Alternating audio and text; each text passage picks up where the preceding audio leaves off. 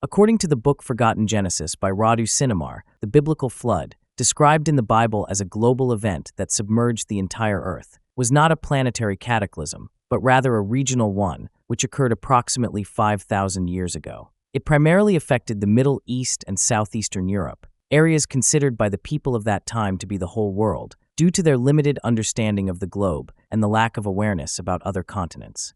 While the Bible presents the flood as a global deluge, Radu Cinamar emphasizes that this account actually reflects the local perspective of ancient people. For them, the world was limited to the known regions, and the book gives us a few examples such as Cappadocia, the central southern area of present-day Turkey, Syria, and Israel. These areas were heavily affected by the floodwaters, resulting in a desolate landscape with endless stretches of water, a few remaining trees, and isolated temples that survived the deluge. Buildings made of clay and stone were fragile and easily destroyed by the force of the water.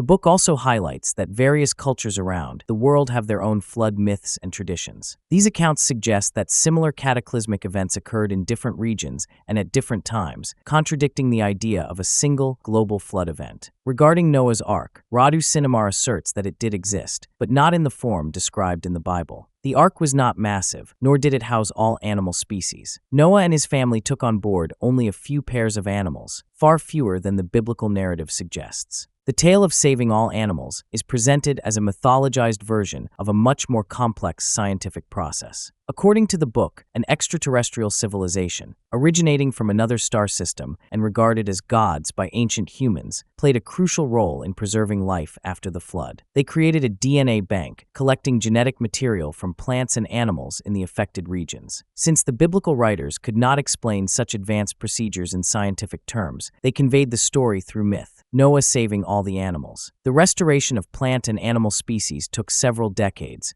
during which humanity was assisted by this advanced civilization. The book Forgotten Genesis also mentions the existence, at that time, of another type of gods or extraterrestrials with a negative orientation who had no interest in humanity's evolution. Their intention was to keep humanity at an almost animalistic level, to hinder its development, and to exploit it. These negative gods or extraterrestrials sought to be served and at the same time aimed to take full control over the planet. The book also mentions the existence of two distinct categories of human beings at the time of the flood. One group had reached a high level of evolution, while the other, left to the mercy of nature, progressed much more slowly. This contrast explains why certain parts of the earth were highly advanced, while others were inhabited by people living in caves and organized in primitive tribes. According to the author, modern human civilization reflects the second group, those who evolved with great difficulty. The flood was not a random event, but a necessary step in the context of human evolution. From this perspective, the cataclysm was not just a destructive force, it was also an opportunity for a new beginning. It served as a purge of destructive energies and practices in the region, and marked an important evolutionary leap for humanity.